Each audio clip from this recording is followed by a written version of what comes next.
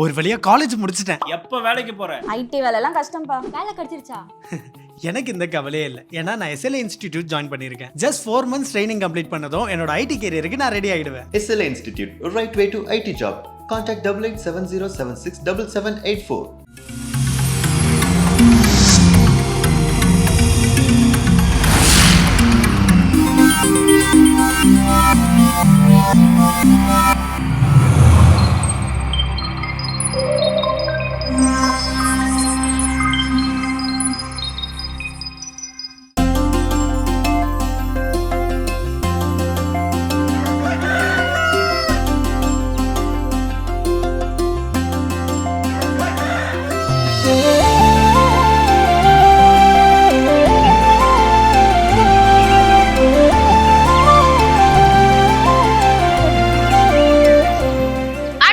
அனைவருக்கும் இனிய காலை வணக்கம். எங்களுடன் இந்த நீங்கள் பார்க்கவிருப்பது மாதா தொலைக்காட்சியின் கடவுள் வணக்கம். வணக்கம் ஜோஸ். வணக்கம் மேம், எப்படி இருக்கீங்க? நல்லா இருக்கேன், நீங்க எப்படி இருக்கீங்க? ரொம்ப ரொம்ப ரொம்ப ரொம்ப மகிழ்ச்சியா சிறப்பா உற்சாகமா இருக்கிறேன். சிறப்பாக நாள் தொடங்கி இருக்குது. இன்னைக்கான கதை என்ன அப்படின்னு பாத்தீங்கன்னா, இன்னைக்கான கதைக்கு போறதுக்கு முன்னாடி என்கிட்ட கேள்வி கேட்கறதுக்கு கேள்வி இருக்கு, கேட்கட்டுமா? கேளுங்க கேளுங்க கேளுங்க கேளுங்க. கேக்குறேங்க, நீங்க கேளுங்கன்னு சொல்றதே அவ்வளவு மன கொடூரமா இருக்குது. சரி கேளுங்க. என்ன அப்படின்னா கேக்குறேன், கேளுங்க. எனக்கு கேள்வியே மறந்தும் போலயே. நீங்க போட் எல்லாம் ஓட்டிருக்கீங்க, போட்ல போயிருக்கீங்களா? போட் ஓட்டி இருக்கீங்களா? சும்மா நின்னு போஸ்ட் கொடுத்திருக்கேன். அப்படிதான். Okay, super. வாட்டர் ரைடு அப்படின்றது இது போவாங்க, அந்த வாட்டர் பைக். எங்க இருக்கு? போனது இல்ல. அது கோவால ஒரு முறை போயிருந்தப்ப என்ன அப்படின்னா, போலியே அது அவங்க ஓட்டுவாங்க, நம்ம பக்கத்துல நிக்கிற மாதிரி இருக்கும், நம்ம சும்மா மட்டும் ஹேண்ட் பேக் பிடிச்சிக்கலாம். அப்ப அவர்கிட்ட நான் கேட்டேன், நானே என்ன பண்றேன் ஓட்டுறேன் அப்படின்ட்டு. அது வந்து ஒரு பிரேக் மாதிரி இருக்கும், அதை நீங்க அழுத்துறீங்கன்னா அது மூவ் ஆகும், விட்டீங்கன்னா அது நிக்கும். இதுதான் அதோட மெக்கானிசம். இது நமக்கு தெரியாது, நம்ம எப்போதானே போறோம். அழுத்தி பிடிச்சவன் விடவே இல்லை. அவரு ஏதோ அவரோட கொங்கணி லாங்குவேஜ்ல சொல்றாரு விடு விடுன்னு. நமக்கு ஒன்னும் புரியல, மாட்டு பிடிச்சிருக்கோம். அப்புறம் 2 திட்டு கையை இப்படி தட்டி விட்டாரு. தட்டினதுக்கு அப்புறம் தான் எடுத்தது இது அழுத்தக்கூடாது கூட, ரொம்ப அழுத்தி விட்டு கரெக்டா அந்த ஸ்பீட்ல கொண்டு போகணும் அப்படிங்கிற அப்ப தெரிஞ்சது. ஏன் அப்படின்னா, இன்னைக்கு கதை போட்ல போற மாதிரிலாம். அப்ப நீங்க ஒரு நபர் ஒரு போட்ல என்ன பண்ணிட்டு இருக்காரு, போயிட்டு இருக்காரு. அந்த இயற்கை எழிலெல்லாம் அப்படியே ரசிச்சு, ரொம்ப அப்படியே அந்த ரம்யமான சூழலை ரசிச்சுக்கிட்டு, ரொம்ப மெதுவா அப்படியே அந்த போட்ல நின்று இயற்கையை ரசிச்சுட்டு, எந்த அளவுக்கு ரசிக்க முடியுமோ அந்த அளவுக்கு ரசிச்சுக்கிட்டு என்ன பண்றாரு, போயிட்டு இருக்கிறார். திடீர்னு டமார்னு ஒரு சத்தம். என்னன்னு பார்த்தா, பின்னாடி இருந்து இன்னொரு போட் வந்து என்ன பண்ணுச்சு, ஒரு போட்டை இடிச்சிருச்சு. இடிச்ச உடனே அவருக்கு சரியான கோவம். நமக்கு எல்லாம் நமக்கு பைக்ல போகல யாராவது ஒருத்தவங்க சும்மா இடிச்சிட்டா கூட என்ன பண்றோம், கீழே மேலே நிமிந்து பாக்குறோம், மறைச்சு பாக்குறோம், அதெல்லாம் செய்யறோம். அதே மாதிரி அவர் என்ன பண்றாரு, எவன்டா என் போட்ல வந்து இடிச்சான் அப்படின்னு சொல்லிட்டு முன்னாடி வந்து திரும்பி பார்த்தா, பக்கத்துல அந்த இடிச்ச போட்ல ஆள் யாருமே இல்ல. அது கரையில கட்டி வச்சிருந்த போட்டு அந்த கயிறு எப்படியும் என்ன ஆயிடுச்சு, லூஸா அருந்து அது தண்ணியில அலைக்கழிக்கப்பட்டு இங்க கொண்டு வந்து என்ன ஆயிடுச்சு, மோதிருச்சு. அப்போ ஒரு கணம் ஒரு யோசித்து பாக்குறாரு. எனக்கு கொஞ்ச நேரத்துக்கு முன்னாடி கடுமையான கோவம் வந்துச்சு. யார் மேல வந்துச்சு? போட்ல யாரும் இடிச்சாங்க, ஆனா இப்ப அங்க ஆளே இல்ல. அப்ப இந்த கோபம் ஏன் தேவையில்லாத கோபம்? நம்ம பல நேரங்கள் நம்ம வாழ்க்கையில இப்படிதான் தேவையில்லாமல் கோபப்பட்டு கொண்டே இருக்கிறோம். அதை விட்டு விட வேண்டும். சூப்பர். இந்த நாளை இந்த சிந்தனையோடு ஆரம்பிக்கலாம். இப்ப ஆலிதாசன் பார்க்கலாம்.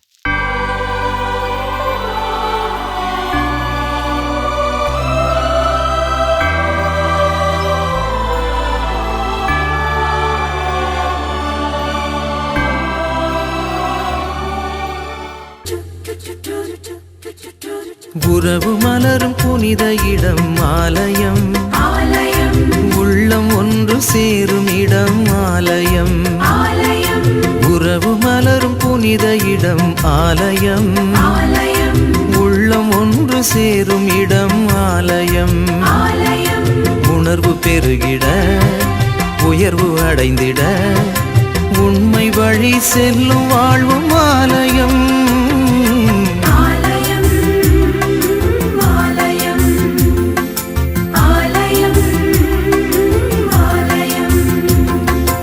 உறவு மலரும் புனித இடம் ஆலயம், உள்ளம் ஒன்று சேரும் இடம் ஆலயம்.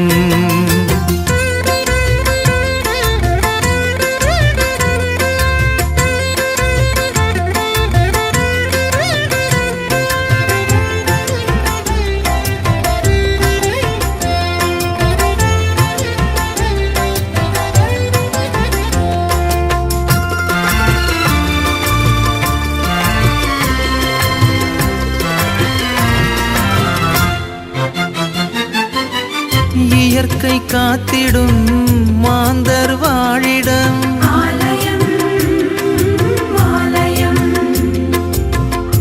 பகிர்ந்து வாழ்ந்திடும் உயிர்கள் உறைவிடம்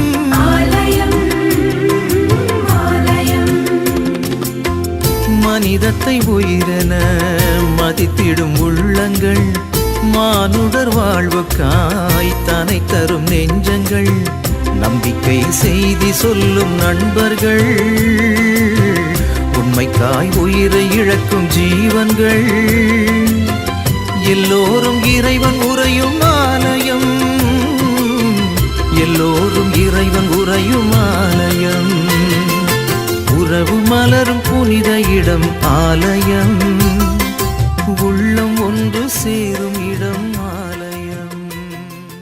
சிறப்பான ஆலய தரிசனம் பார்த்தாச்சு. இன்றைய நாள் சிறப்பா நம்ம தொடங்கியாச்சு. கோபத்தை நம்ம வந்து தேவையில்லாம இடத்துல காட்டக்கூடாது, விட்டுடணும் அப்படின்னு சொல்லிட்டு இன்னைக்கு டாபிக்கும் அதை பத்தி தான் இருக்க போதா இல்ல கொஞ்சம் அதுல வந்து பாதி மட்டும் என்ன பண்ணிக்கலாம் எடுத்துக்கலாம். ஆனா டாபிக்ல போறதுக்கு மட்டும் கேட்கறதுக்கு என்கிட்ட ஒரு கேள்வி இருக்கு. சரி கேளுங்க. சிரிச்சுட்டு தான் கேக்குறேன், கேளுங்க. ஈஸ்டர் மாஸ் ஞாபகம் இருக்குல்ல?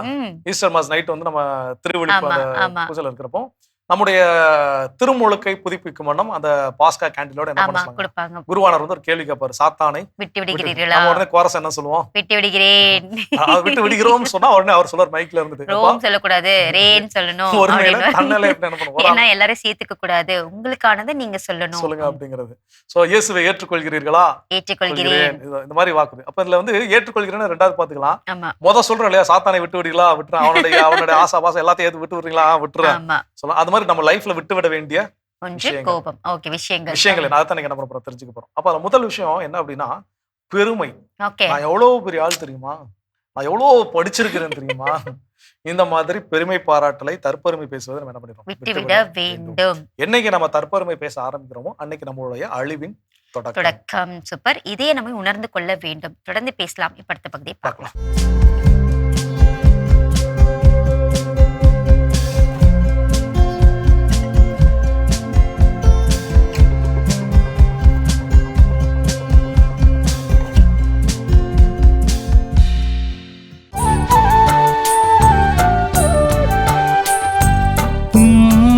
நாடி வருவோரை ஆண்டவரே நீர் கைவிட மாட்டீர். உம்மை நாடி வருவோரை ஆண்டவரே நீர் கைவிட மாட்டீர்.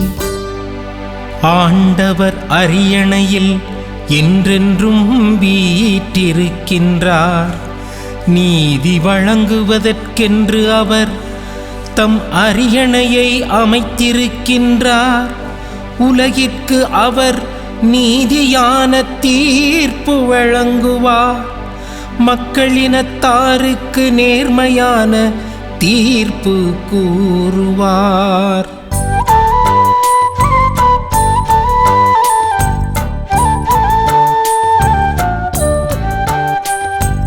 உம்மை நாடி வருவோரை ஆண்டவரே நீர் கைவிட மாட்டீர். உம்மை நாடி வருவோரை ஆண்டவரே நீர் கைவிட மாட்டீர். இயேசுவில் பிரியமான அன்பு சகோதர சகோதரிகளே, மாதா தொலைக்காட்சி நேயர்களே, உங்கள் அனைவரையும் இந்த தினம் ஒரு திருப்பாடல் நிகழ்ச்சியின் வழியாக சந்திப்பதில் நான் மகிழ்ச்சி அடைகிறேன். பிரியமான அன்பு சகோதர சகோதரிகளே, இன்று நாம் வாசிக்க கேட்ட திருப்பாடலானது திருப்பாடல் 9. இந்த திருப்பாடல் 9 தலைப்பை பார்த்தோம் என சொன்னால், நீதியின் கடவுளுக்கு நன்றி செலுத்துதல் என்கிற தலைப்பிலே இந்த திருப்பாடல் இடம்பெற்றிருக்கிறது. இந்த திருப்பாடலுடைய ஒரு சில வரிகளை எடுத்து இன்றைய பதிலுரை பாடலாக நாம் படிக்க கேட்டோம். பிரியமானவர்களே, இந்த வார்த்தைகளை நம்ம படிக்கிற பொழுது கடவுள் நீதியின் பக்கம் நிற்கக்கூடியவராக இருக்கிறார் என்பதை நமக்கு எடுத்து சொல்லுகிற திருப்பாடலாக இருக்கிறது. ஆண்டவர் உலகிற்கு நீதி தீர்ப்பை வழங்குவதற்காகவே தன்னுடைய அரியணையை அமைத்திருக்கிறார். மக்களினத்தாருக்கு நேர்மையாக தீர்ப்பு கூறுகிறவராக ஆண்டவர் இருக்கிறார் என்பதை இந்த திருப்பாடல் ஆசிரியர் மீண்டுமாக நமக்கு உணர்த்துகிறார். பிரியமானவர்களே, முக்கியமாக நீதி யாருக்கு தேவைப்படுகிறது? நீதி ஒடுக்கப்பட்டோருக்கு, தாழ்த்தப்பட்டோருக்குத்தான் நீதி தேவைப்படுகிறது. அப்படின்னு சொன்னா ஆண்டவராகிய கடவுள் யார் ஒடுக்குகிறார்களோ அவர்கள் பக்கம் ஒருபோதும் நிற்பதில்லை. மாறாக யார் ஒடுக்கப்படுகிறார்களோ அவர்கள் பக்கம் நிற்கிறார். யார் பிறரை தாழ்த்துகிறார்களோ அவர்கள் பக்கம் கடவுள் நிற்பதில்லை. மாறாக தாழ்ந்து போய் இருக்கக்கூடிய மக்கள் மத்தியிலே ஆண்டவர் நிற்கிறார். நம்ம ஆங்கிலத்தை சொல்லுவாங்க, always stand to the marginalised people. எப்பொழுதெல்லாம் தாழ்ந்தோராக இருக்கிறார்களோ, எளியோர்களாக இருக்கிறார்களோ அவர்கள் பக்கம் ஆண்டவர் நிற்கிறார். நம்ம நற்செய்தி வாசகங்களில் கூட பார்க்குறோம் பாருங்களேன். ஆண்டவராக இயேசு கிறிஸ்து இந்த உலகிலே வாழ்ந்த தருணத்திலே மிகப்பெரிய புரட்சியை செய்கிறார். எதுவெல்லாம் தீட்டோ, யாரெல்லாம் தீட்டோ அவர்களை போய் அவர் தொடுகிறார். யாரோடெல்லாம் பழகக்கூடாதோ அவர்களோடெல்லாம் அவர் உறவாடுகிறார்.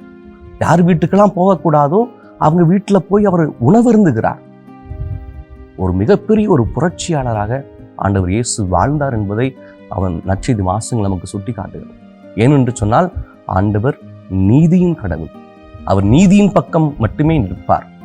ஒடுக்குகிறவர்கள் பக்கம் நிற்க மாட்டார். மாறாக யார் ஒடுக்கப்படுகிறார்களோ அவர்கள் பக்கம் நிற்கிறார்.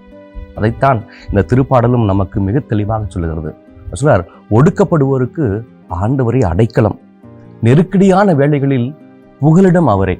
இந்த வார்த்தைகள் ரொம்ப முக்கியமான வார்த்தைகள் பிரியமானவர்களே. இந்த புகலிடம் அப்படிங்கிறத நம்ம புரிஞ்சுக்கணும்.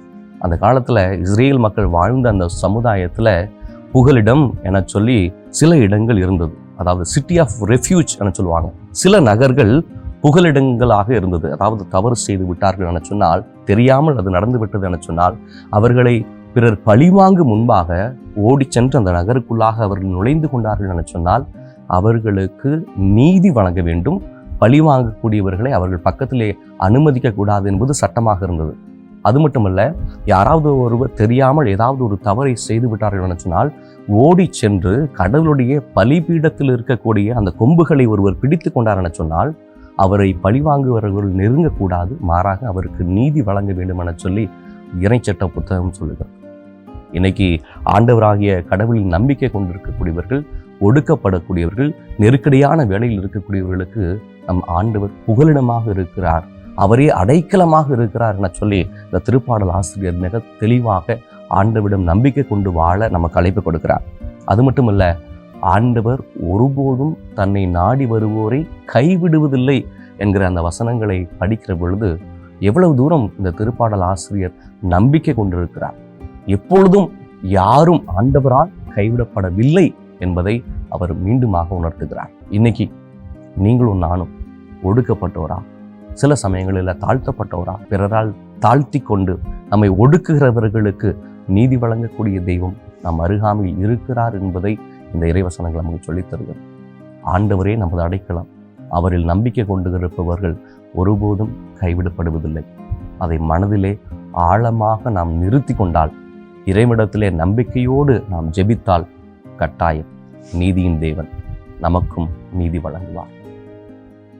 ஜெபிப்போமா.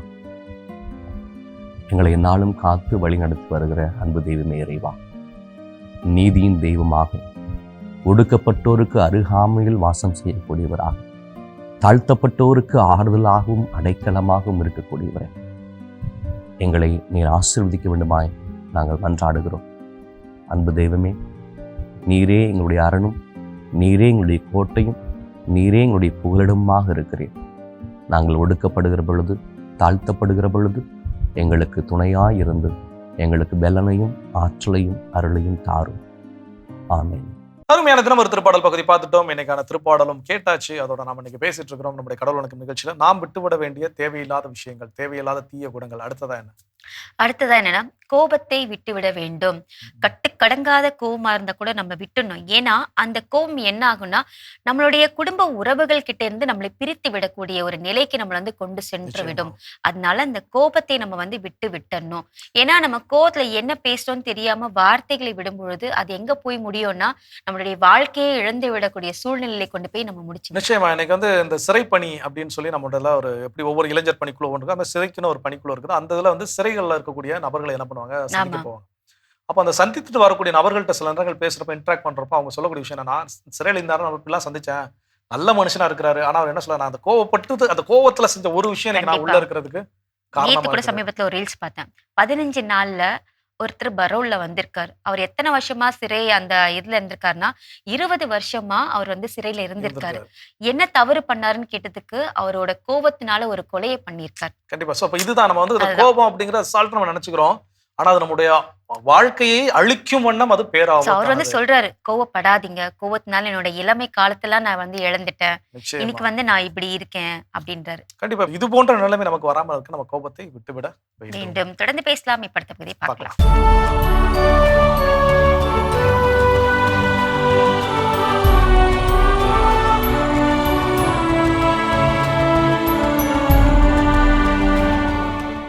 ஆகஸ்ட் 8 புனித டோம்னிக் சாமிநாதர். ஸ்பெயின் நாட்டில் கலையொருயேகா பகுதியில் வாழ்ந்த ஃபெலிக்ஸ் கேஸ்மன் ஜோவன்னா பெற்றோருக்கு கிபி 1170 ஆண்டு பிறந்தார் டோம்னிக் சாமிநாதர். தன் பெற்றோரினால் இறை பக்தியோடு வளர்ந்த இவர் குருவாக விருப்பம் கொண்டு கிபி 1191 ஆண்டு புனித அகுஸ்தினார் சபையில் சேர்ந்து அருட்குருவானார். கிபி 1191 ஆண்டு ஸ்பெயின் நாட்டில் கடுமையான பஞ்சம் ஏற்பட்ட போது மக்களுக்கு தனது சொத்துக்கள் அனைத்தையும் விற்று மக்களின் பசி தீர்த்தார். காலத்தின் தேவைக்கேற்ப புதிய துறவற சபையினை துவக்க திட்டமிட்ட டோம்னிக் சாமிநாதர் கிபி 1215 ஆண்டு போதகர் துறவற சபையினை தொடங்கினார். பெண்களுக்காக புரோயில்லோவில் தனி சபையினை தொடங்கிய டோம்னிக் சாமிநாதர் புனித அகுஸ்தினார் துறவற சபையின் விதிமுறைகளை தம் சபைகளின் விதிமுறைகளாக கட்டமைத்தார். பிரான்ஸ் நாட்டில் ஆல்பிஜென்சிய தப்பறை கொள்கையினை பின்பற்றிய மக்களை மனம் திருப்பிய அருட்தந்தை டோம்னிக் சாமிநாதர் அம்மக்களுக்கு திருச்சபையின் கோட்பாடுகளை எடுத்துரைத்தார். எளிய மக்கள் வாழ்வில் முன்னேறுவதற்கு பணிகளை செய்து ஆண்டவரின் நற்செய்தியினை அறிவித்த அருட்தந்தை டோம்னிக் சாமிநாதர் கிபி 1221 ஆண்டு ஆகஸ்ட் 6 விண்ணகமடைந்தார். இறைவா, உமது இரக்கத்தினை என்மீது திருப்பியேறலும் என்று அனுதினமும் ஜெபித்து மக்களுக்கு பணி செய்த அருட்தந்தை டோம்னிக் சாமிநாதரை திருத்தந்தை 9 கிரகோரியார் கிபி 1234 ஆண்டு புனிதராக உயர்த்தினார். புனித டோம்னிக் சாமிநாதர் திருவிழாவினை கொண்டாடுகின்ற நாம் ஏழ்மையில் வாடுகின்ற மக்கள் அனைவரையும் இறைவன் ஆசீர்வதிக்கும்படியாக ஜெபிப்போம். சிறப்பான இன்றைய புனிதர் பகுதி நம்ம பார்த்தாச்சு. நாம இன்னைக்கு பேசிட்டு இருக்கோம் என்னுடைய வாழ்க்கையில நான் விட்டுவிட வேண்டிய சில விஷயங்கள்லாம் இருக்குல்ல, அடுத்ததான் என்ன விட்டுவிட வேண்டும். அடுத்தது என்னன்னா, நம்ம இந்த ஈஸ்டர் மாஸ் திரும்பவும் கொஞ்சம் அந்த பக்கம் போயிட்டு வாங்க. அதுல வந்து சாத்தானை விட்டு விடுவீர்களா, சாத்தானுடைய செயல்களான செயல் அந்த ஒரு சில செயல்களை சொல்லியிருப்பாங்க, இதெல்லாம் விட்டுருவீங்களா அப்படிப்போம். விட்டு விடுகிறேன் அப்படின்லாம் என்ன பண்ணிருக்காங்க பல தடவை. நம்ம பிறந்த நமக்கு விவரம் தெரிஞ்சதுல இருந்து எப்பெல்லாம் ஈஸ்டர் மாசம் எல்லா வருஷமும் நம்ம என்ன பண்ணிருக்கோம், அந்த வாக்குறுதியை கொடுத்துருக்கோம். இந்த ஸ்கிரிப்ட் ரெடி பண்ணும் போதுதான் தெரியுது எல்லாம் விட்டுறேன்னு சொல்லிட்டு உள்ளுக்குள்ளே என்ன பண்ணிருந்துருக்கிறோம், மறைச்சு வச்சிருந்துருக்கிறோம். சோ அப்படிங்கிற மாதிரி அடுத்த விஷயம் என்ன சொல்றாங்கன்னா, ஜெலஸ், பொறாமை.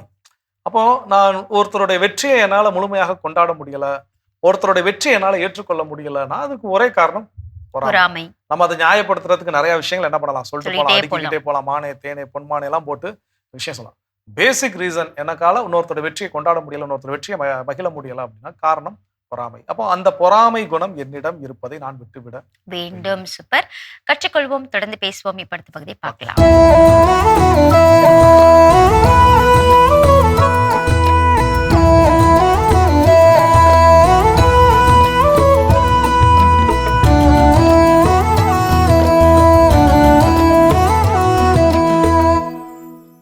ஒரு கிராமத்தில் குப்புசாமிங்கிற மகா போஷண பிரியன் இருந்தான். அவன் தன் வாழ்நாளில் யாருக்கும் எவருக்கும் ஒரு சிங்கிள் டீ கூட வாங்கி கொடுக்காதவன். ஆனா ஊர்ல எங்க விசேஷம் நடந்தாலும் பந்தியில ஆளா போய் இலையில உக்காந்துருவான், இலைய விரிச்சிருவான். சாப்பிட்டதுக்கு கூட மொய்க்கு எதுவும் வைக்காம படு கேவலமா நடந்துக்குவான். 4 பேர் 4 விதமா நாக்கு மேல பல்ல போட்டு பேசுனா கூட எந்த மானம் ஈனம் வெக்கம் சூடு சொரணையுமே இல்லாம தூசியை தட்டி விட்டுட்டு அசால்ட்டா நடந்து போய்கிட்டு இருப்பான். ஒரு நாள் அந்த ஊர் பண்ணையார் வீட்டில் பெரிய கறி விருந்து சாப்பாடு, மத்தியான சாப்பாடு. விடுவானா குப்பு, முந்தின நாள் ராத்திரியிலேயே சாப்பிடாம அடுத்த நாள் காலையிலையும் சாப்பிடாம வயிறை நல்லா காய போட்டுட்டு இடையில தண்டால் பயிற்சியெல்லாம் போட்டுட்டு வயிற்றை எம்டி பண்ணிட்டு மதியத்துக்கு முன்னாடியே பந்தலுக்கு கிளம்பிட்டான். ஒரு போர்க்களத்துக்கு போற ஒரு வீரன் மாதிரி கணக்கா பந்திக்கு கிளம்பி போய்கிட்டு இருந்தா அந்த போசன பிரியன். பந்தியில வாகான ஒரு இடத்த கண்டுபிடிச்சு தன்னோட ஒட்டி போன வயிறோட உக்காந்துட்டான். இலையில லெக் பீஸு பிரியாணி, கோழி பிரியாணி, கறி வறுவல், கோலா உருண்டை, முட்டலாப்பா, வறுத்த மீன் வகையா வந்து வச்சு அடுக்குனாங்க. குப்புசாமி தன்னுடைய 2 கைகளாலும் அள்ளி மூக்கு முட்டை சாப்பிட்டான். பராக்கு பார்க்காம கருமமே கண்ணாயினான். வயிறு ட்ரம் போல அப்படியே வீங்கிக்கிட்டே வந்துருச்சு. அவனால எந்திரிக்க கூட முடியல. 4 பேர் கையை பிடிச்சி தூக்கி விட்ட பிறகுதான் எந்திரிச்சான்னா பாருங்களேன். தள்ளாடி தத்தக்கா பொத்தக்கான்னு வீட்டுக்கு வர்ற வழியில வந்துச்சு பாரு வசமான வயிற்று வலி. வயிற்றை பிடிச்சிக்கிட்டு தடுமாறி அலறிக்கிட்டே வயிற்று வலின்னு சொல்லிக்கிட்டே பக்கத்து தெரு நாட்டு வைத்தியர் வீட்டுக்கு போயிட்டான். போய் சேர்ந்துட்டான். வைத்தியர் அவனோட வயிற்றை தட்டி பார்த்துட்டு அதிர்ச்சி அடைஞ்சு போய், அப்பா குப்புசாமி, நீ அளவுக்கு அதிகமாக இப்படியா சாப்பிடுவ? வயிறு வெடிக்கிற நிலைமைக்கு வந்துருச்சு பாரு. இந்த ஒரு சின்ன மூலிகை உருண்டை மாத்திரை குழுவை சாப்பிட்ரு, வயிறும் குறைஞ்சிரும் வலியும் குறைஞ்சிரும் அப்படின்னாரு. அந்த மாத்திரை உருண்டைய வாங்க மறுத்துட்டான் நம்ம குப்ஸு. கையில பதவீசா கட்டிக்கிட்டே மறுத்துக்கிட்டே, ஏன்பா சாப்பிடாம இருக்கிற, சாப்பிட மாட்டியா அப்படின்னு வைத்தியர் கேட்டதுக்கு வயிற்றை தட்டி பார்த்துக்கிட்டே சொன்னிச்சான் நம்ம குப்ஸு, வைத்தியரே, என் வயிற்றுக்குள்ள இந்த சின்ன மூலிகை மாத்திரை அளவுக்கு போறதுக்கு எடை இருந்திருந்தா நான் பண்ணையார் வீட்டு பந்தியில அங்க இலையில முடியாம மீதி வச்ச அந்த ஒரு மட்டன் கோலா உருண்டைய சாப்பிடாம விட்டுருப்பனா? வானுக்கும் ஆசைக்கும் கூட எல்லை உண்டு போல. ஆனா இந்த ருசிக்கு 2 அங்குல நாக்கு அலையிறதெல்லாம் இந்த 2 அடி வயிற்றுக்கு தானே. சாப்பாடு உயிரை காப்பாற்றும் அளவுக்கு மீறிய சாப்பாடு சாவுக்குத்தானே சால்வை விரிக்கும். அதிக சாப்பாடு குறைந்த ஆரோக்கியத்திற்கான முன்பணம். நாக்கின் சந்தோஷம் 5 நிமிடம் தான், ஆனால் வயிற்றில் அதன் அவதியோ சுமையோ 5 மணி நேரம். உன் வயிறு ஒரு குப்பை தொட்டி இல்லை, தேவையான அளவுக்கான பொக்கிஷ பெட்டி, அதை மறவாதே. சாப்பாட்டில் பிரேக் இல்லை என்றால் வாழ்க்கை பிரேக் போட்டுவிடும். மறவாதே நட்பே, அகோர பசியிலும் அரை வயிறு சாப்பிடுபவரே பரமபாக்கியவான்கள். ஏனெனில் அவர்கள் ஆரோக்கிய வாழ்வை கண்டடைகிறார்கள். அருமையான கதைகள் 1000 பகுதி பார்த்துட்டோம். இன்னைக்கான கதை சிந்தனை கேட்டாச்சு. அதோட நாம இன்னைக்கு பேசிட்டு இருக்கிறோம் கடவுள் வணக்கம் நிகழ்ச்சியில நாம் விட்டுவிட வேண்டிய தீய குணங்கள். அடுத்ததா என்ன? அடுத்தது என்னன்னா, இந்த சோம்பேறித்தனத்தை நான் விட்டுவிட வேண்டும். இருக்கிறதுலே பெரிய பெரிய பெரிய பெரிய கெட்ட பழக்கம் எதுன்னா அந்த சோம்பேறித்தனம் தான் நான் சொல்லுவேன். ஏன்னா அந்த சோம்பேறித்தனம் தான் என்ன ஆகுதுன்னா ஒரு நாளையே கெடுக்கிற அளவுக்கு கொண்டு போயிடுது அப்படின்னு சொல்லலாம். ஏன்னா நம்ம காலையில எழுந்துக்கணும்னு பிளான் பண்ணியிருப்போம், 4 மணிக்கு பிளான் பண்ணியிருப்போம், 4 மணிக்கு அலாரம் வச்சு 5 மணிக்கு பிளான் பண்ணியிருப்போம், 5 மணிக்கு அலாரம் 6 மணி. அப்போ என்ன ஆகுதுன்னா நான் செய்ய வேண்டிய வேலைகள் எல்லாம் தடைப்பட்டு நான் சரியான நேரத்துக்கு செல்ல வேண்டிய இடத்துக்கு கூட என்னால சரியான நேரத்துக்கு செல்ல முடியாததுக்கு காரணம் என்னன்னா இந்த சோம்பேறித்தனம் தான். நிச்சயமா இது என்னுடைய வாட்ஸ்அப் ஸ்டேட்டஸ்ல கேப்பபிள் பட் லேசி அப்படின்னு ஒரு சென்டென்ஸ், அதாவது இந்த டிஸ்கிரிப்ஷன் அப்படின்னு ஒரு கொடுத்துருப்பாங்க, அதை நான் வச்சிருப்பேன் என்னை பத்தி நான் சொல்றதுக்கு அப்படின்னு சொல்லி கேப்பபிள் பட் லேசின்னு. அப்ப என் ஆசிரியர் ஃபோன் பண்ணிட்டு வாட்ஸ்அப் டிஸ்கிரிப்ஷன் போட்டிருக்கு, என்ன அது அப்படின்னாரு. சார் உங்களுக்கு தான் வாசிக்க தெரியுமா? நீ சொல்ல அப்படின்னாரு. கேப்பபிள் பட் லேசி அப்படின்னு சொல்லி போட்டிருக்கிறேன். அப்படி சோம்பேறின்னு ஒத்துக்கிறேன்னா அப்படின்னாரு. ஆமா சார், சில விஷயங்கள் செய்யறதுக்கு சோம்பேறித்தனமா தான் இருக்கு அப்படின்னு. அப்ப சொன்னது, இந்த சோம்பேறித்தனத்தை அடியோட அப்படியே என்ன பண்ணிடு விட்டு, அது நம்முடைய வாழ்க்கையோட வெற்றிக்கு தடையாக இருக்கும் அப்படின்னாரு. ஸோ அப்போ நம்ம சில நேரங்கள் இன்னும் ஒரு 5 நிமிஷம் தூங்கினா என்ன, 10 நிமிஷம் தூங்கினா கண்டிப்பா என்ன, அப்படிதான் தோணும். நாளைக்கு பார்த்துக்கிட்டா என்ன, நாளான்னைக்கு பார்த்துக்கிட்டா என்ன, சில விஷயங்கள் அப்படி நமக்கு சோம்பேறித்தனத்தால் விடுகின்ற பொழுது அங்கே நாம் விட்டு விடுவது சோம்பேறித்தனத்தை கிடையாது, நமக்கான வாய்ப்புகள் என்ன வாய்ப்புகளை நம்ம பண்றோம், விட்டுட்டு இருக்கோம். ஆனா விட்டு விட வேண்டியது வாய்ப்புகளை அல்ல, சோம்பேறித்தனத்தை. கற்றுக்கொள்வோம். இன்னும் வேற விஷயம் இருக்குங்கிறத தொடர்ந்து பேசுவோம். இப்ப அதுக்கு முன்னாடி ஒரு பிரேக் போயிட்டு வருவோம்.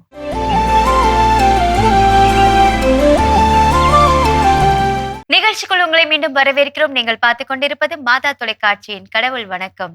நாம இன்னைக்கு பேசிட்டு இருக்கோம், நம்ம கிட்ட இருக்க வேண்டிய அந்த தீய பழக்கங்கள்ல அடுத்ததா என்ன தீய பழக்கத்தை நம்ம விட்டுவிட வேண்டும். நிச்சயமா நீங்க ஒரு செகண்ட் பகிரமாயிருச்சு. என்னடா இருக்க வேண்டிய தீய பழக்கங்களா, இருக்கிற தீய பழக்கம் விட்டுறணும் அப்படிங்கிற மாதிரி கரெக்டா முடிச்சிட்டீங்க. ஒரு செகண்ட் பதறிட்டேன். சொல்லுங்க. என்னன்னா அடுத்ததா விட்டு விட வேண்டிய தீய பழக்கம் என்னன்னா, ஒரு திரைப்படத்துல சொல்லியிருப்பாங்க, ஆசைக்கும் பேராசைக்கும் நடக்கிற போர்ல ஜெயிக்கிறது பேராசை தான். எனக்கு கெட்டது செய்யணுங்கிறது ஆசை இல்ல, பேராசை அப்படின்னு சொல்லி வில்லன் சொல்லுவாரு. ஹீரோ அதே விஷயத்த பின்னாடி என்ன சொல்லுவாங்க, எனக்கு நல்லது செய்யறதுல ஆசை இல்ல, பேராசை. ஸோ இப்போ நல்லது செய்யறதுல பேராசை இருக்கிறா ரொம்ப சந்தோஷம். ஓகே, அது இப்படி எல்லாருக்கும் எல்லாம் கிடைக்க வேண்டும் அப்படிங்கிற பேராசைலாம் ரொம்ப ரொம்ப சந்தோஷம், வெல்கம்.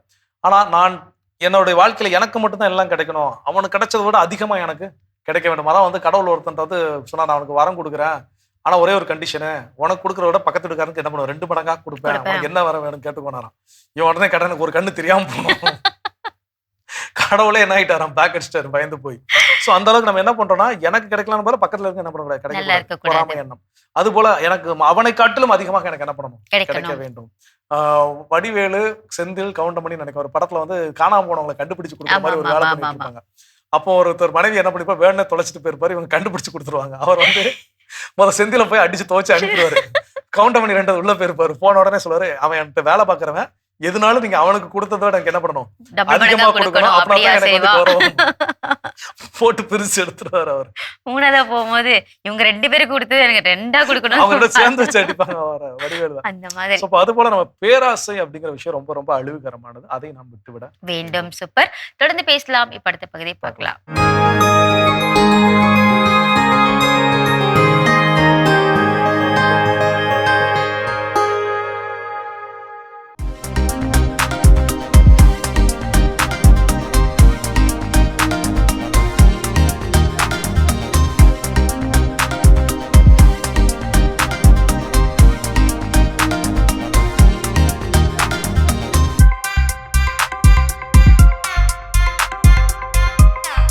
இப்போ கதிரைக்கு பற்றி சில விஷயங்கள் பார்க்கலாம்.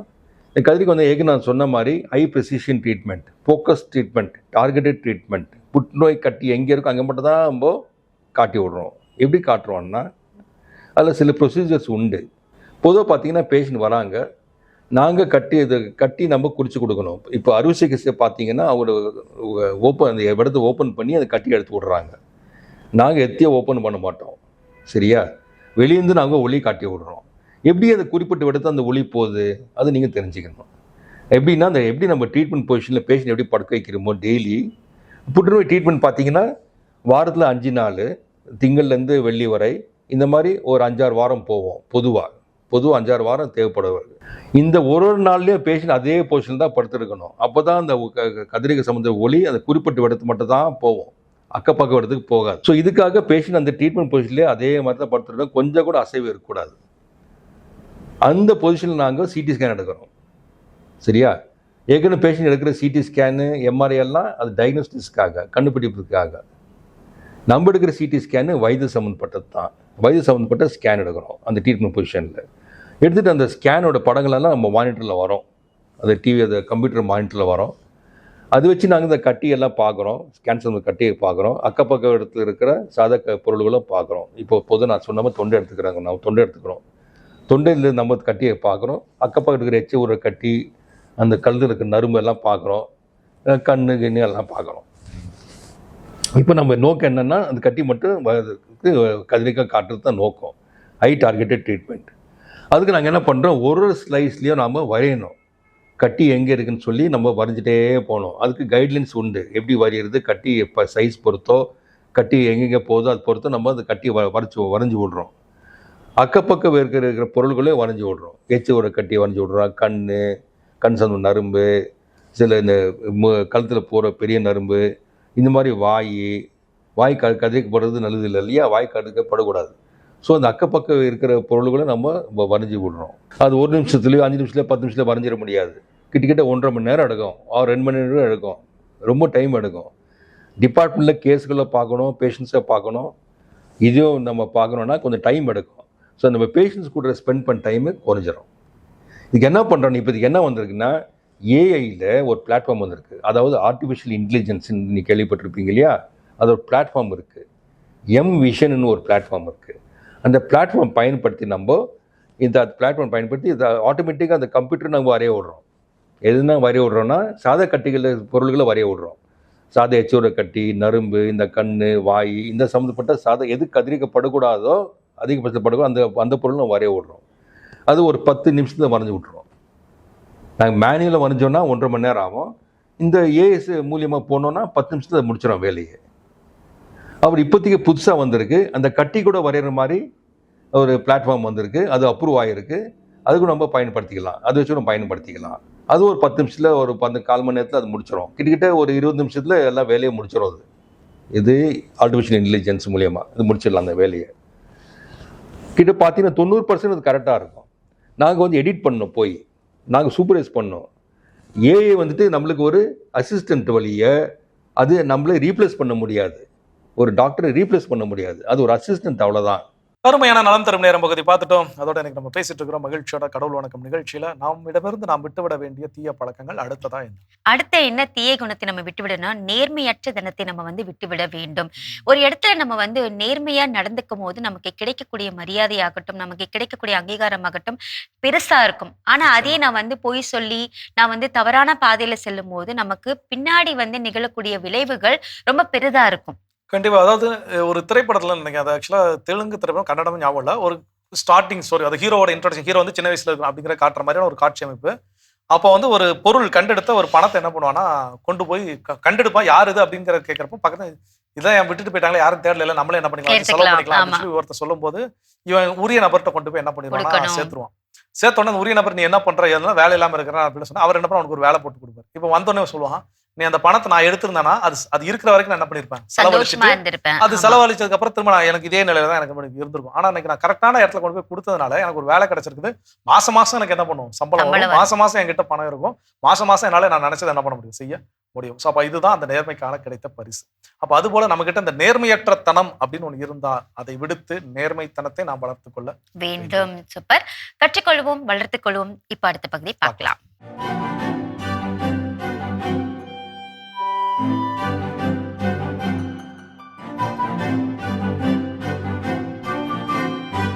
அன்பிற்கினிய மாதா தொலைக்காட்சி சுவஞ்சர்களே, தமிழ் மணக்கும் அன்பு நெஞ்சங்களே, வணக்கம்.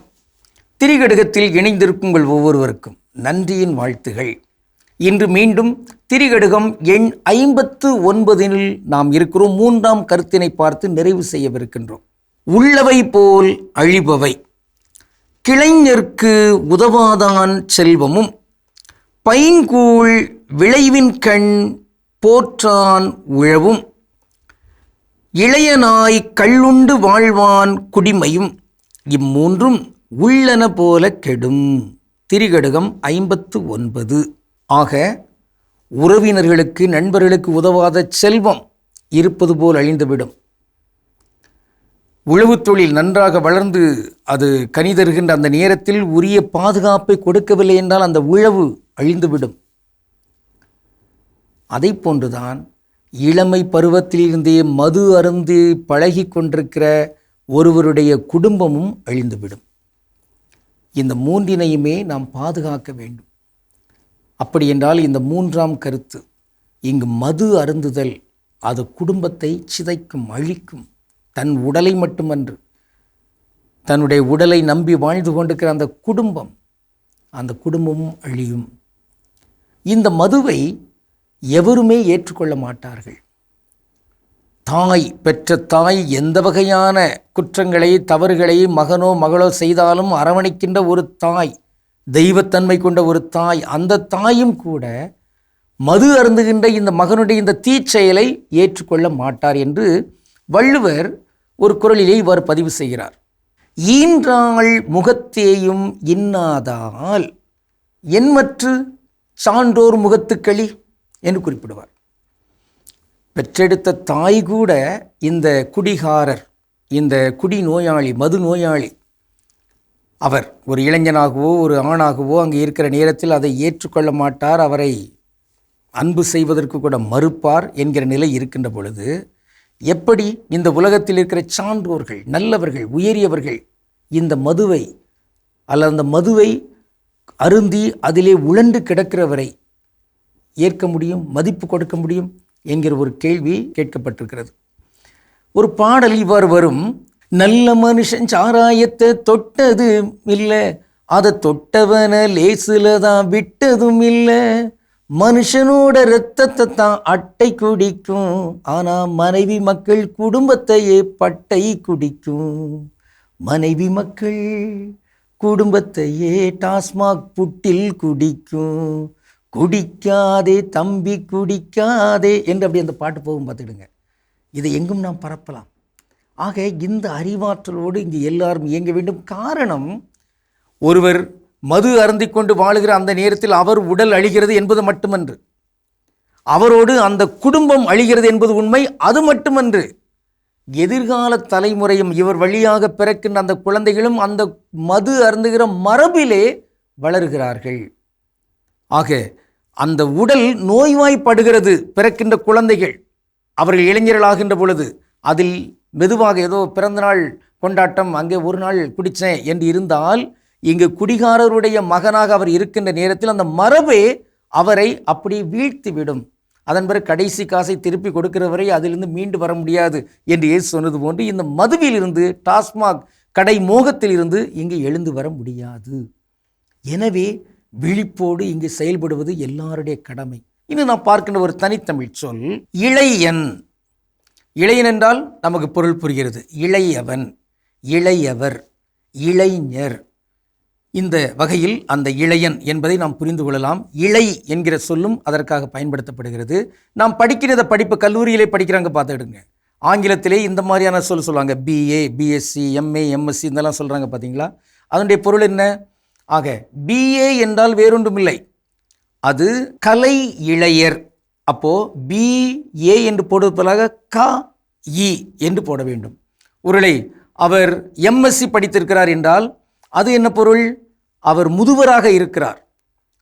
எதில்? அறிவியல். எனவே அறிமு என்று போட வேண்டும். அறிவியல் முதுவர் என்றெல்லாம் வரலாம். ஆக இந்த இளையர் என்கிற இந்த சொல்லிலிருந்து நாம் படிக்கிற அந்த படிப்புக்கும் தமிழிலேயே போடுவதற்கு நாம் முயற்சி மேற்கொள்ளலாம். நன்று. இங்கு எது எப்படியோ நாம் வாழ்கின்ற இந்த நாட்களில் நம்மோடு இருக்கின்ற இவையெல்லாம் பயன் தருகின்றவையாக இருக்க வேண்டும். அது இருப்பவை போன்று அழிபவையாக மாறிவிடக்கூடாது. உயிர் கொடுப்போம், உயிர் திள வைப்போம் என்று உறுதி ஏற்றுக்கொண்டு கடவுளுக்கு திருவிழமானால் மீண்டும் நாளை திரிகடுகத்தில் இணைந்து மகிழ்வோம். நன்றி, வணக்கம். சிறப்பான திரைகடுகம் பகுதி நம்ம பார்த்தாச்சு. நாம இன்னைக்கு பேசிட்டு இருக்கோம் நம்ம கிட்ட இருக்கக்கூடிய தீய பழக்கத்துல அடுத்ததா என்ன நம்ம விட வேண்டும். ஸோ அடுத்ததை எதை விட்டுணும் அப்படின்னு சொல்றாங்கன்னா, கசப்புணர்வு. யாரோ ஒருத்தர் மேல நமக்கு இருக்கக்கூடிய எரிச்சல், கோபம், இந்த மாதிரியான குணங்கள் வந்து நம்ம அவங்கள பார்க்கும் போதெல்லாம் நமக்கு என்ன ஆகும் அப்படின்னா, கோபம் பயங்கரமா. சிலரை பார்த்தாலே எனக்கு ஆத்திரமா வருது அப்படிமா. அப்போ அவங்கள பார்க்கும் போதெல்லாம் நம்ம செய்யறதுக்கு ஒரு 1000 வேலை நல்ல வேலைகள் இருந்தாலோ, இல்ல அந்த நல்ல வேலையை செய்யறதுக்கு நம்ம போயிட்டு இருந்தாலோ, அத்தகைய நபர்களை சந்திக்கிறப்போ இவன் கடுமுறை வந்துட்டான், இது எனக்கு அப்படி இப்படின்னு என்ன பண்ணிடுவோம், புலம்ப ஆரம்பிச்சிடும். அப்ப நம்ம செய்ய வேண்டிய நல்ல விஷயங்கள் கூட என்ன பண்ண மாட்டோம், செய்ய மாட்டோம். ஏன்? அந்த கசப்புணர்வு என்னிடம் இருப்பதனால். இதனால அவங்களுக்கு என்ன பிரச்சனை? ஒரு பிரச்சனை இல்லை. அவன் வந்தா அவன் போயிட்டான். இப்ப அவனை பார்த்ததுனால எனக்கு நான் செய்ய வேண்டிய வேலையை விட்டுட்டு நான் தான் என்ன பண்ணிட்டு இருக்கிறேன், புலம்பிட்டு இருக்கிறேன். சோ அப்ப அந்த கசப்புணர்வை நான் விட்டுவிட வேண்டும். சூப்பர். தொடர்ந்து பேசலாம். இப்ப அடுத்த பகுதியை பார்க்கலாம்.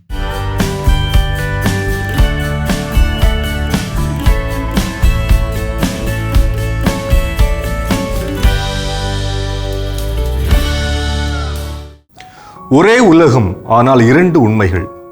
ஒருவர் ஒரு கிளிக்கில் தகவலை பெறுகிறார், மற்றொருவர் சிக்னலுக்காகவே காத்துக்கிருக்கிறார். டிஜிட்டல் யுகத்தில் தகவல்தான் சக்தி. ஆனால் அந்த சக்தி எல்லாரிடமும் சமமாக பகிரப்பட்டுள்ளதா? நகர்ப்பகுதிகளில் அதிவேக இணையம், ஆன்லைன் கல்வி, செயற்கை நுண்ணறிவு. மறுபுறம் கிராமங்களிலே இன்னும் இணைய வசதிகளுக்காக போராடும் மாணவர்கள். இந்த எண்ணிம இடைவெளியை சரி செய்வது எப்படி? வாருங்கள், இதற்கான தெளிவை வலை உலகத்தில் அருள்வாக்கின் ஒளியில் தேடுவோம். அருள்வாக்கு பகுதி லூக்கா 16:19 முதல் 31 வரை. செல்வர் ஒருவர் இருந்தார். அவர் விலையுயர்ந்த மெல்லிய செந்நிற ஆடை அணிந்து நாள்தோறும் விருந்துண்டு இன்புற்றிருந்தார். லாசர் என்னும் பெயர் கொண்ட ஏழை ஒருவரும் இருந்தார். அவர் உடல் முழுவதும் புண்ணாயிருந்தது. அவர் அச்செல்வருடைய வீட்டு வாயில் அருகே கிடந்தார். அவர் செல்வருடைய மேசையிலிருந்து விழும் துண்டுகளால் தம் பசியாற்ற விரும்பினார். நாய்கள் வந்து அவர் புண்களை நக்கும். அந்த ஏழை இறந்தார். வானதூதர்கள் அவரை ஆபிரகாமின் மடியில் கொண்டு போய் சேர்த்தார்கள். செல்வரும் இறந்தார். அவர் அடக்கம் செய்யப்பட்டார். இயேசு கூறிய இந்த உவமை இன்றைய யதார்த்தத்தையும் வெளிச்சம் போட்டு காட்டுகிறது. இன்று சிலர் அதிவேக இணையம், செயற்கை நுண்ணறிவு திறன், பெரும் தகவல்கள், அதாவது பிக் டேட்டா என்று அனைத்தையும் கையில் வைத்திருக்கிறார்கள். அவர்களின் டிஜிட்டல் மாளிகையில் ஆன்லைன் கல்வி, உலகச் சந்தை, டிஜிட்டல் வங்கி பரிவர்த்தனை, செயற்கை நுண்ணறிவின் செயல்திறன் என்று அனைத்தும் கொட்டி கிடக்கின்றன. ஆனால் அந்த மாளிகையின் கதவின் வெளியிலே லாசரை போன்று, ஏழை லாசரை போன்று டிஜிட்டல் லாசர்களும் ஏக்கத்தோடு காத்து கிடக்கின்றார்கள். இணைய வசதி இல்லாத கிராமப்புற மக்கள், கணினி வசதி இல்லாமல் தவிக்கும் பள்ளி கல்லூரி மாணவர்கள், செயற்கை நுண்ணறிவு பற்றிய கல்வி இல்லாததால் வேலை வாய்ப்பை இழக்கும் இளைஞர்கள் என்று சொல்லிக்கொண்டே போகலாம். பிரிவு, பிளவு மனித உறவுகளில் மட்டுமல்ல, அது தொழில்நுட்ப பயன்பாட்டிலும் அதன் பரவலாக்கத்திலும் இருக்கிறது. அதனை எண்ணிம இடைவெளி, அதாவது டிஜிட்டல் டிவைடு என்கிறோம். நாம் அருகருகே பணி செய்து கொண்டிருந்தாலும் நம்மிடையே இடைவெளி அதிகமாக இருப்பது போல, ஒரே நாட்டில் நாம் வாழ்ந்தாலும் நம்மிடையே பல்வேறு இடைவெளிகள் உள்ளன. அதில் குறிப்பிடத்தக்கது எண்ணிம இடைவெளி. கொரோனா பெருந்தொற்றுக்கு பிறகு கணினி, மடிக்கணினி, கைக்கணினி, திறன்பேசி, திறன் கடிகாரம், செவிப்பேசி, இணையம் என்று பலவிதமான திறன் பொருட்கள் வந்தபோதும் அது இன்னும் எல்லாருடைய பயன்பாட்டிற்கும் வந்து சேராமலேயே இருக்கிறது என்றுதான் சொல்ல வேண்டும். இதைதான் எண்ணிம இடைவெளி என்று நாம் சொல்கிறோம். இந்த எண்ணிம இடைவெளி என்பது ஏழ்மை சூழ்நிலையினாலும், புவியியல் அமைப்பினாலும், மின்மயமாக்கல் இன்மையினாலும், தலைமுறை இடைவெளியினாலும், ஆண் பெண் சமத்துவமின்மையாலும், கல்வியறிவு குறைபாடாலும் ஏற்படலாம். ஒரு சமூகத்தினுடைய வளர்ச்சி என்பது இந்த இடைவெளி குறைகிற பொழுது நிச்சயம் நடக்கும். இக்கொரோனா காலகட்டத்தில் வசதியான குடும்பங்களை சார்ந்த மாணவர்கள் எளிதாக கற்றுக்கொள்ள முடிந்தது. ஆனால் ஏழ்மையில் கிராமத்தில் வாடிய மாணவர்கள் இணைய வசதி கல்வியின் பயன்பாட்டை முழுமையாக பெற முடியவில்லை. இந்த டிஜிட்டல் இடைவெளியை சுட்டிக்காட்டிய உச்ச நீதிமன்றம் இது கல்வி கற்கும் மாணவர்களுக்கு எதிரான ஒரு அடிப்படை உரிமை மீறல் என்று குற்றம் சாட்டியது. ஆக்ஸ்ஃபார்ம் இந்தியா என்ற அமைப்பு 2022 ஆண்டு நடத்திய ஆய்வின்படி இந்தியாவில் வெறும் 31% கிராமப்புற மக்களிடமும் 67% நகர்ப்புற மக்களிடமும் இணைய பயன்பாடு உள்ளது என்பது தெரிய வருகிறது. நகர்ப்புறம் தொழில்நுட்ப கூறுகளாலும் டிஜிட்டல் மயமாக்குதலாலும் தாங்கி பிடிக்கப்பட்டிருக்கிற பொழுது கிராமப்புறங்கள் இன்னும் மனித கண்டுபிடிப்புகளை தங்களின் வளர்ச்சிக்கும் வாழ்வுக்கும் பயன்படுத்த முடியாத சூழலை என்னவென்று சொல்வது? இணையமும் செயற்கை நுண்ணறிவு தொழில்நுட்பமும் இன்று கற்றோரையும் பொருள் பெற்றோரையும் இன்னும் அதிகமாக உயர செய்கிறதே தவிர ஏழைகளையும் எளியவர்களையும் கண்டு கொள்ளாமலேயே இருக்கிறது. இந்நிலை மாறி செயற்கை நுண்ணறிவும் டிஜிட்டல் கண்டுபிடிப்புகளும் மனித மாண்பை பேணுவதாகவும் மனித ஆற்றலை வளர்ச்சியடைய செய்வதாகவும் இருக்க வேண்டும். ஆரம்ப பள்ளியிலிருந்தே கணினி மற்றும் இணைய பயன்பாட்டை ஒரு கட்டாய பாடமாக மாற்ற வேண்டும். பிரதான் மந்திரி கிராமின் டிஜிட்டல் சக்சாத்ரா அபிநயன் என்னும் பிரதமரின் டிஜிட்டல் கல்வியறிவு திட்டத்தின் கீழ் ஒவ்வொரு குடும்பத்திலும் குறைந்தது ஒருவருக்காவது டிஜிட்டல் கல்விகளை இயக்க தெரிந்திருப்பதை நாம் உறுதி செய்ய வேண்டும். இணைய கட்டணங்களை ஏழை எளிய மக்களும் பயன்படுத்தும் வகையில் மிக குறைவாக வைத்திருக்க வேண்டும். பெரும்பாலான இணைய தகவல்கள் ஆங்கிலத்தில் உள்ளன. இதனை தவிர்த்து தமிழ் உள்ளிட்ட மாநில மொழிகளில் செயலிகள், இணையதளங்கள் மற்றும் அரசு சேவைகளை வழங்குவது மிக மிக அவசியம். இது தொழில்நுட்பத்தை மக்களிடம் இன்னும் நெருக்கமாக எடுத்துச் சொல்லும். பள்ளி மற்றும் கல்லூரி மாணவர்களுக்கு வழங்கப்பட்டு வரும் மடிக்கணினி திட்டத்தை தொய்வின்றி தொடர்வதுடன் அவற்றுக்கு தேவையான மலிவான அல்லது இலவச இணைய சேவை வழங்குவதும் அவசியம். பள்ளி கல்லூரிகளில் டிஜிட்டல் கல்வி முறையை அறிமுகமாக்குவது, கிராமப்புறங்களில் இணைய கட்டமைப்புகளினை வலுப்படுத்துவது, தாய்மொழிகளில் கணினி பற்றிய பாடத்திட்டத்தை வரையறுப்பது, சைபர் பாதுகாப்பு மற்றும் நல வாழ்வு பயிலரங்குகளை நடத்துவது, செயற்கை நுண்ணறிவு பற்றிய தெளிவுகளை கொடுப்பது போன்ற செயல்களின் வழியாக டிஜிட்டல் இடைவெளியை நம் பகுதிகளிலே இல்லாமல் செய்யலாம். மனித இடைவெளியினை இதயத்தால் இணைப்போம், டிஜிட்டல் இடைவெளியினை இணையத்தால் இணைப்போம். இது வலையுலகம் 360 டிகிரி, டிஜிட்டல் உலகிற்கான உங்கள் அகராதி. அருமையான வலையுலகம் 360 டிகிரி பார்த்தாச்சு. அதோட இன்னைக்கு நம்ம பேசிட்டு இருக்கிறோம் கடவுள் வணக்கம் நிகழ்ச்சியில நம்ம கிட்ட இருக்கக்கூடிய தீய குணங்கள் இதெல்லாம் விட்டுறணும் அப்படின்னா என்னென்ன குணங்கள், அதை தான் பேசிட்டு இருக்கிறோம். அடுத்ததா என்ன சொல்றாங்க? அடுத்தது நம்ம கிட்ட இருக்கக்கூடிய தீய பழக்கத்துல பயத்தை நம்ம வந்து விட்டுவிட வேண்டும். இந்த பயம் தான் நம்மளுடைய கனவுகள், நம்மளுடைய இலக்குகளை நோக்கி செல்லக்கூடிய பாதைகளுக்கு தடை விதிக்குது.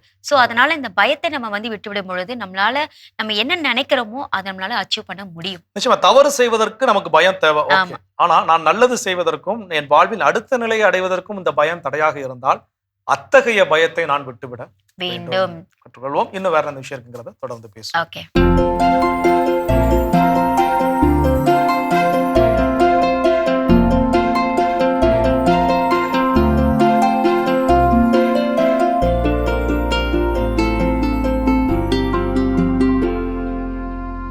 அனைவருக்கும் வணக்கம். இன்றைய பதிவில் நம்ம பார்க்க போகிறோம்னா தென்னை மரத்தோட பல இடங்களில், பல தோப்புகளில் மரத்தோட உடம்புலேருந்து சிவப்பு கலராக நீர் வடியும். 2 இடத்துல நீர் வடியும். ஒன்று தரையிலேருந்து 1 மீட்டர் அல்லது 3 அடி உயரம் அல்லது 4 அடி உயரத்துக்குள்ளே சிவப்பு நீர் வடியும். அந்த சிவப்பு நீர் வடிகிறதுங்கிறது ஒரு காரணம். அதே நேரத்தில் மரத்தோட பாதி மரத்துலேருந்து மேல் பகுதியில் வழிகிறதுங்கிறது ஒரு காரியம்.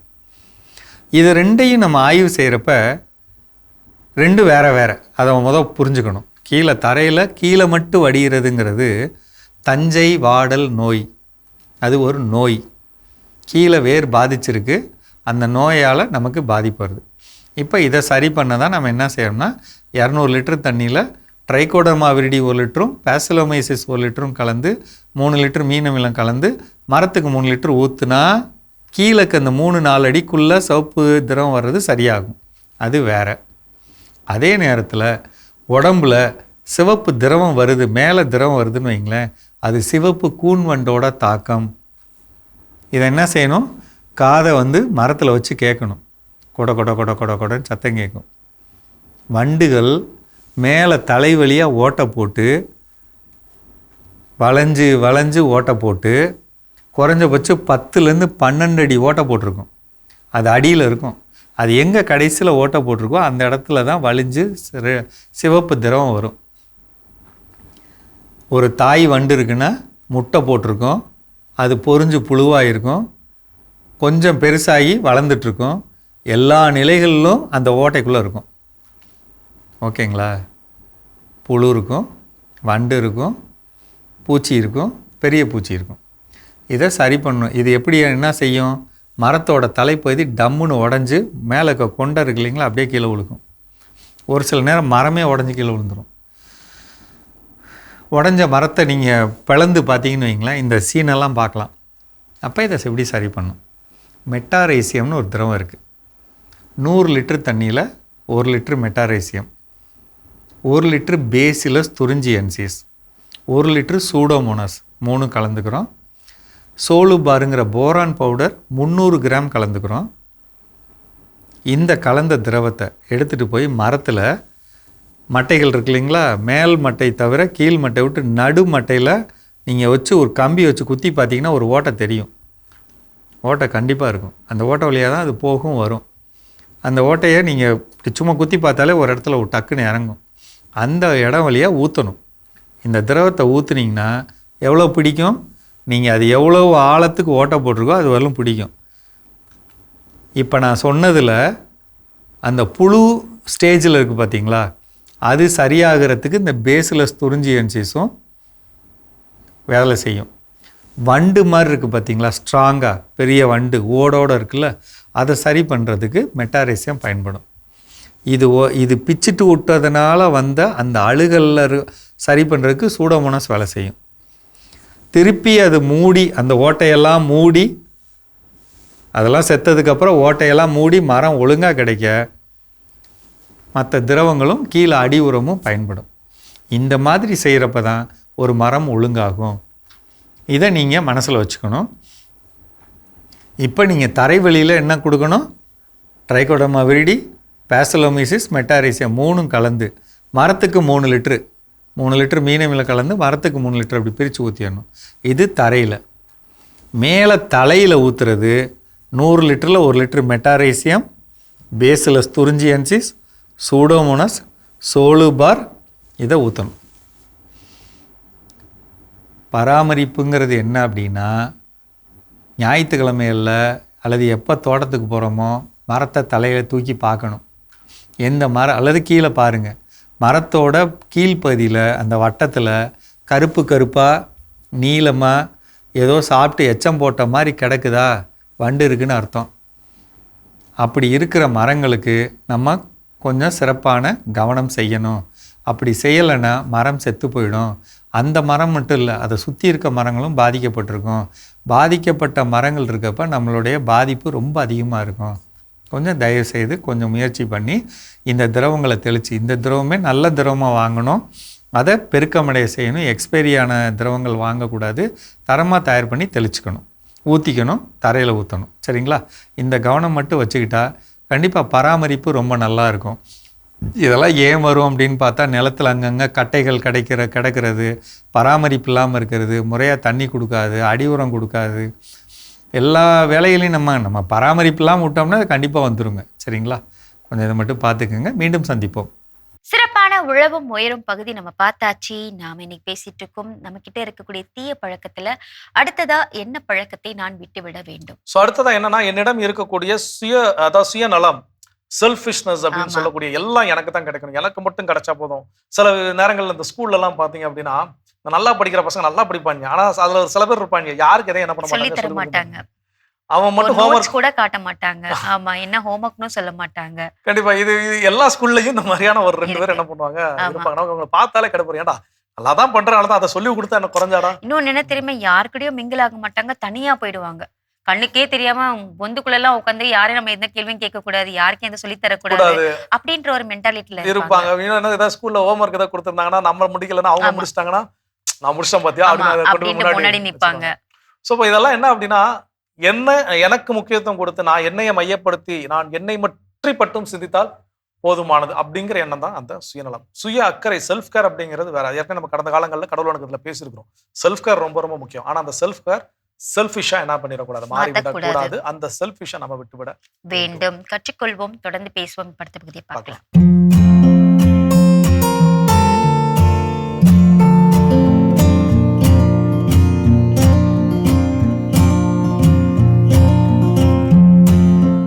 மாதா தொலைக்காட்சி நேயர்களுக்கு வணக்கம். இன்றைய நிகழ்ச்சியில் நம்ம பார்க்க போகிறது கோடைக்கால ப்ராப்ளம். கோடைக்காலத்தில் என்ன மாதிரி உடல் உபாதைகள்லாம் வரும் அப்படின்னு பார்த்தோன்னா, ஃபஸ்ட்டு பாடி ஹீட் ஆகும், அதுக்கப்புறம் கண் எரிச்சல், அப்புறம் வயிற்று வலி, சிலருக்கு பாடி ஹீட்னால தலைவலி, கோல்டு, இருமல் இதெல்லாம் இருக்கும், நீர் சுருக்கு, நீர் அடைப்பு, கிட்னி ஸ்டோன், அதுக்கப்புறம் பார்த்திங்கன்னா பெண்களுக்கு வெள்ளைப்படுது, ஆண்களுக்கு விந்து ஸ்கலிதம், யூரின்ல சிறுநீரில் விந்து தானாகவே வெளியேறது, கனவுல தூக்கத்தில் வெளியேறது, இந்த மாதிரி பிரச்சனைகள் இருக்கும். கல் அடைப்பு வரும். அப்புறம் சிலருக்கு வியர்வை அதிகமாக துர்நாற்றத்துடன் இருக்கும். அப்புறம் ஜென்ரலாக நீர் சத்து உடம்புல குறையும். எல்லாருக்குமே, குழந்தையிலேருந்து பெரியவங்க வரைக்கும் இந்த சம்மரில் நீர் சத்து குறையும்.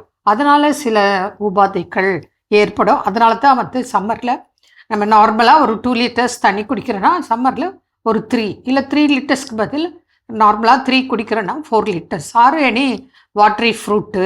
அதனால தான் சீசனபிள் ஃப்ரூட்ஸ் டயட் உங்களுக்கு சொல்லும். தண்ணி நிறைய குடிக்கணும், பாடி உஷ்ணம் இல்லாமல் பார்த்துக்கணும் அப்படின்னு சொல்கிறது. அதே போல் தலையில் பார்த்திங்கன்னா நமக்கு பாடி ஹீட்னால உடல் முழுவதும் தலையிலேருந்து எங்கே வேணால் பாயில்ஸ் வரலாம், முகப்பரு வரலாம், அக்னி சொல்லுவில்ல பாயில்ஸ் அந்த மாதிரி வரலாம். அது மாத்திரம் இல்லை, சிலருக்கு மயக்கம், தலை சுற்றல், வாந்தி இருக்கலாம். பிபி பேஷண்ட்டுக்கெல்லாம் பக்கவாதம் வர வாய்ப்புண்டு. டயபெட்டிக் பேஷண்ட்டுக்கும் ஹார்ட் ப்ராப்ளம் ஆறு பக்கவாதம் வர்றதுக்கு வாய்ப்புண்டு. பைல்ஸ் ப்ராப்ளம் சொல்லவே தேவையில்லை, சம்மரில் வரும். சிலருக்கு வயிற்று வலி, வாந்தி இந்த மாதிரி பிரச்சனைகள் சம்மரில் ஏற்படலாம். ஸ்கின் ப்ராப்ளம், இப்போ சோரியாசிஸ் இருக்கிறவங்களுக்கெல்லாம் இந்த சம்மருக்கு வந்து பார்த்திங்கன்னா ரொம்ப ஊறல், அரிப்பு ஏற்படும். அவங்களுக்கெல்லாம் வந்து நம்ம ஜென்ரலாக டிப்ஸ் கொடுக்கலாம். இப்போது சாதாரணமாக தண்ணி இருக்குல்ல, அதில் நீங்கள் என்ன பண்ணணும், ஒரு டம்ளர் வெந்நீர் எடுத்துக்கோங்க, அதில் கொஞ்சம் மஞ்சத்தூள், கொஞ்சம் லைம் பிழிஞ்சிட்டு அதை காலையில் ஸ்கின் ப்ராப்ளம் உள்ளவங்க குடிக்கலாம். ஸ்கின் ப்ராப்ளம் சம்மரில் உள்ளவங்களுக்கு என்ன பண்ணலாம் அப்படின்னா, இப்போ தயிர் இருக்குது, அதில் நீங்கள் சந்தனம் மிக்ஸ் பண்ணி பேக் ஒரு நாள், கடலை மாவு இருக்குது, ரோஸ் வாட்டர் ஒரு நாள், அலுவரா ஜெல் ஒரு நாள், பால் ஆடை இருக்குது 7, அதை போட்டு ஒரு நாள், வெறும் கடலை மாவு, பைத்த மாவு, இப்படி ஏகப்பட்ட ஐட்டம்ஸு. அதே போல் இந்த சம்மருக்கு பாடி ஹீட்டு நல்லா முடி கொட்டும். நீங்கள் என்ன பண்ணுங்கள், ஜென்ரலாக இப்போ எல்லாரும் வந்து பாதாம், முந்திரி, நட்ஸுன்னு சொல்கிறாங்க, புரியுதுங்களா? பாதாம், முந்திரி எல்லாம் காஸ்ட்லி, இருக்கிறவங்க தாராளமாக வாங்கி சாப்பிடுங்க. இல்லாதவங்க வேர்க்கடலை சாப்பிடுங்க. வேர்க்கடலை சாப்பிட்டா உங்களுக்கு பைல்ஸுக்கு நல்லது, பிரெயினுக்கு நல்லது, முடி வளர்ச்சிக்கு நல்லது, ஏகப்பட்ட விஷயங்கள் இருக்குது. உடல் உறுதிக்கு நல்லது, ஹார்ட்டுக்கு நல்லது. அந்த மாதிரி நீங்கள் அதில் வந்து கருப்பட்டி போட்டு சாப்பிடலாம். இளநீர், மோர், நன்னாரி சர்பத்து குடிக்கலாம், லைம் ஜூஸ் குடிக்கலாம். சீசனபிள் ஃப்ரூட்ஸ் இருக்குல்ல, இப்போ பார்த்தீங்கன்னா நுங்கு இதுதான் சீசன், வாட்டர்மிலான், மஸ்கு மிலான், வெள்ளரிக்காய், கரும்பு ஜூஸ், இப்படி எல்லாத்தையுமே சாப்பிடும்போது நமக்கு பாடி அப்படியே அந்தந்த சீசனுக்கு ஏற்ற மாதிரி பண்ணிக்கலாம். இதே சோரியாசிஸ் ஸ்கின் ப்ராப்ளம் இருக்குது அவங்களுக்கு வந்து நீங்கள் இந்த தேங்காய் போடலாம், ஆலிவ் ஆயில் போடலாம்.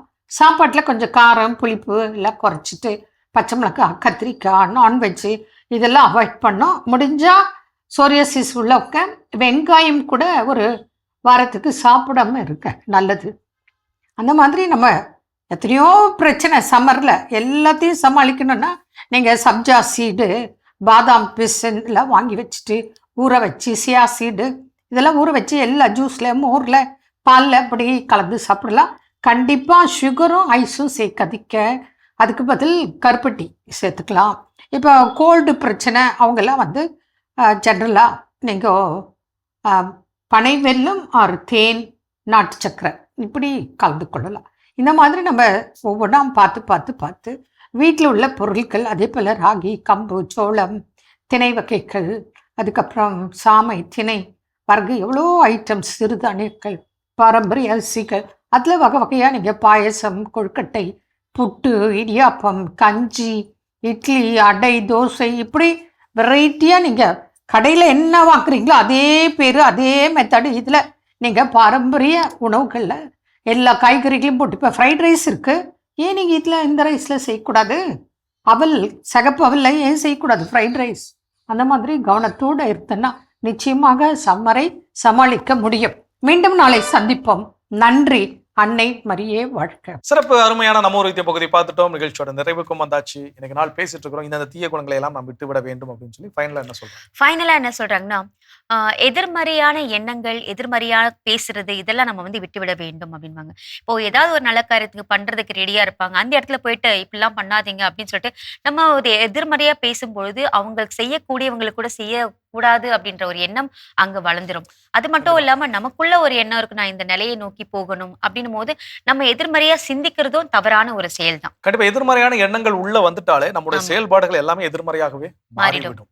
அப்போ நம்ம அதை கண்டுபிடிச்சு அதை கொன்று நாம நல்ல எண்ணங்களை வளர்த்து கொள்கின்ற பொழுதுதான் நம்முடைய வாழ்க்கை சரியான பாதையில் என்ன பண்ணும் போகும்.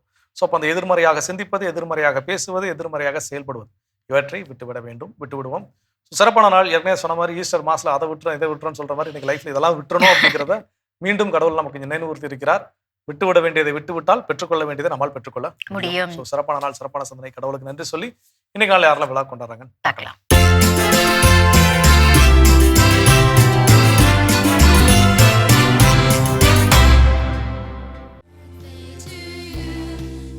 சின்னாலப்பட்டி திண்டுக்கல்லை சேர்ந்த குளோரி எலிசபெத் இன்று தனது 80ஆம் ஆண்டு பிறந்த நாளினை கொண்டாடுகிறார். இவரை வாழ்த்துபவர்கள் பிள்ளைகள், பேர பிள்ளைகள், கொள்ளு பேர பிள்ளைகள், குடும்பத்தினர், உறவினர்கள் மற்றும் நண்பர்கள்.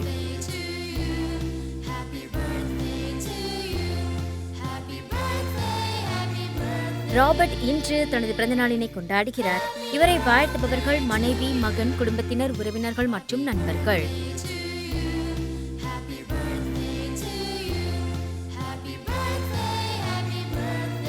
கேத்ரின் இன்று தனது பிறந்தநாளினை கொண்டாடுகிறார்.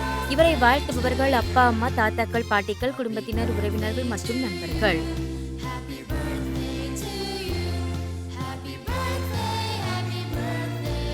புஷ்பம் இன்று தனது 100ஆம் ஆண்டு பிறந்த நாளினை கொண்டாடுகிறார். இவரை வாழ்த்துபவர்கள் குடும்பத்தினர், உறவினர்கள் மற்றும் நண்பர்கள்.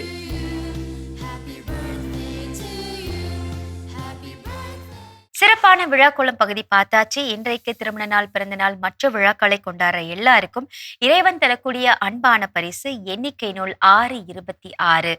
ஆண்டவர் தம் திருமுகத்தை உன் பக்கம் திருப்பி உனக்கு அமைதி அருள்வாராக. இந்த ரியாசுடன் நீங்கள் வாழ மாதா தொலைக்காட்சியின் வாழ்த்துக்களும் ஜெபங்களும். அன்பானவர்களை, தீய குணங்களை விரட்டி அடிப்போம், நல் மனிதர்களாக வாழ்வோம் என்ற இந்த சிந்தனையோடு இன்றைய கடவுள் வணக்கம் நிகழ்ச்சியை நாங்கள் நிறைவு செய்கிறோம். இந்த நாள் இனிய நாளாக உங்க எல்லோருக்கும் அமைய மாதா தொலைக்காட்சியின் வாழ்த்துக்களும் ஜெபங்களும். மீண்டும் உங்கள் அனைவரையும் கடவுள் வணக்கம் நிகழ்ச்சியில் சந்திக்கும் வரை உங்களிடமிருந்து விடைபெறுகிறோம். இயேசுவுக்கே புகழ். மரியே வாழ்க. ஒரு வழியா காலேஜ் முடிச்சிட்டேன். எப்ப வேலைக்கு போற? ஐடி வேலைலாம் கஷ்டம்பா. வேலை கிடைச்சிருச்சா? எனக்கு இந்த கவலையே இல்லை, ஏன்னா நான் SLA இன்ஸ்டிடியூட் ஜாயின் பண்ணியிருக்கேன். ஜஸ்ட் 4 months ட்ரைனிங் கம்ப்ளீட் பண்ணதும் என்னோட ஐடி கேரியருக்கு நான் ரெடி ஆயிடுவேன். SLA Institute, right way to IT job. Contact 8870767784.